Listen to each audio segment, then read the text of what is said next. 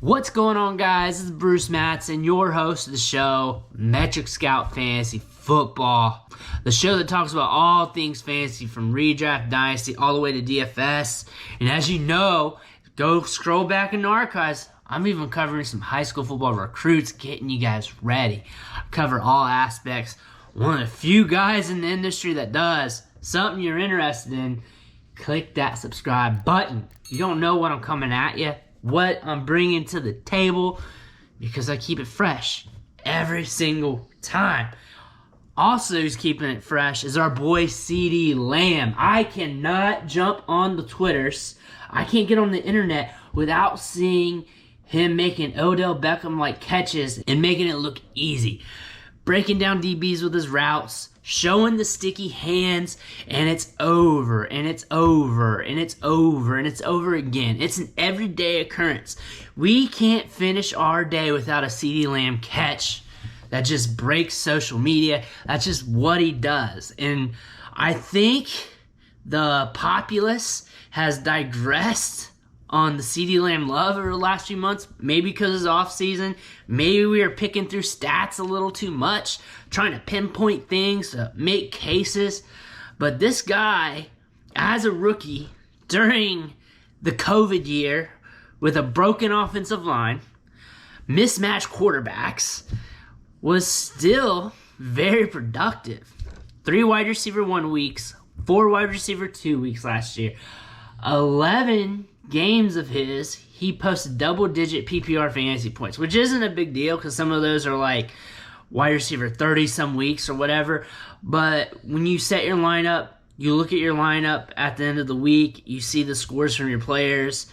If you get a single-digit score, it's sad. You get 12 points, it's all right. It's not going to win your league. It's not going to win your week. If he scores 12, 13 points, and he's a wide receiver 28, whatever, but you know he did the job. He did that 11 times last year as a rookie with Amari Cooper there and suspect quarterback play. Over 1,000 air yards, 18% target share.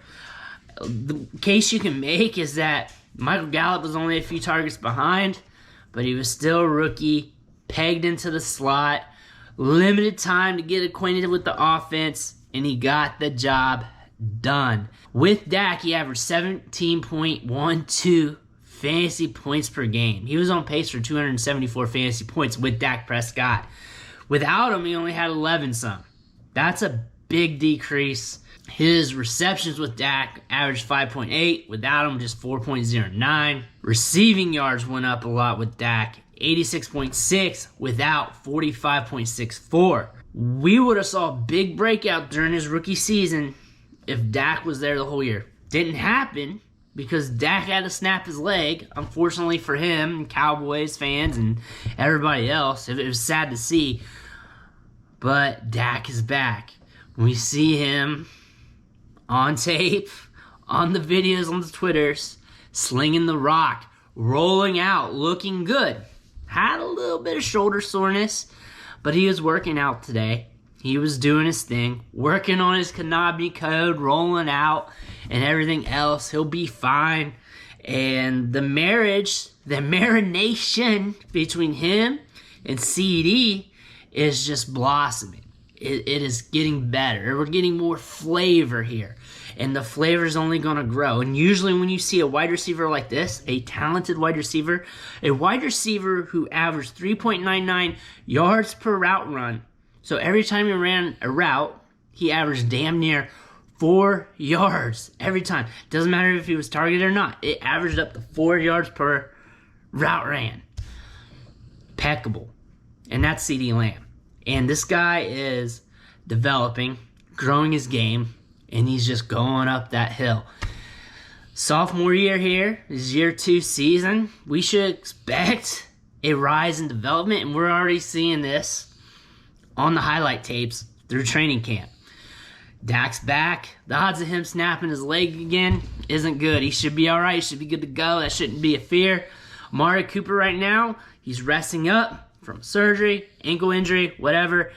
He'll be back, But this is allowing CeeDee Lamb to assert himself more, to get more time with Dak, to get more time with the offense. This is stuff he didn't have last year, and he still did well. Over 1,000 air yards, remember. 7 top 24 weeks productive while sharing the field with Gallup and Amari Cooper. I expect him to do even better this year. There's a good chance that he out-targets Amari Cooper. There's a good chance. He is talented enough to do that.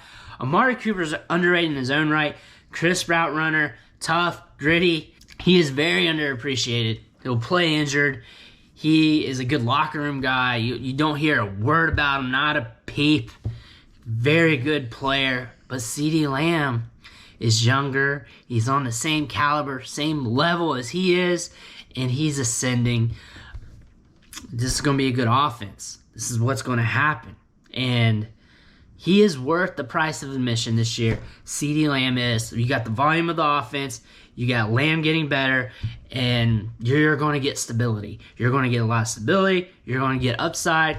And him crashing on random weeks is going to be rare. And I feel really good about Lamb here in 2021.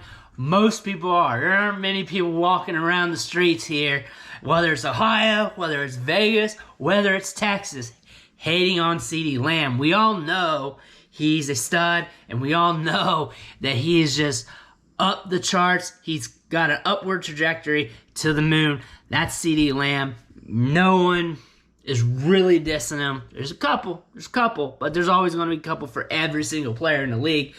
CeeDee Lamb is just going to keep getting better. I do not need to really digress anymore on this because the Cowboys got a favorable schedule even for them to put up points. Their defense is still going to be horrendous.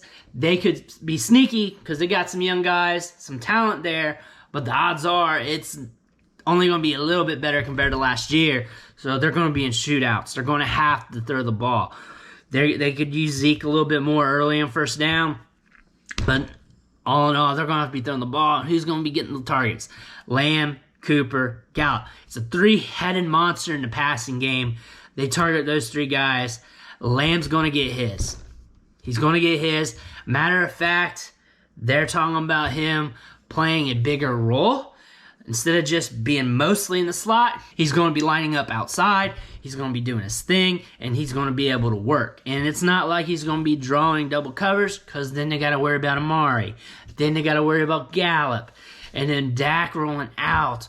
And then there's just so much to worry about with that Dallas offense. It's so potent that Lamb's going to get his. I have no worries about that.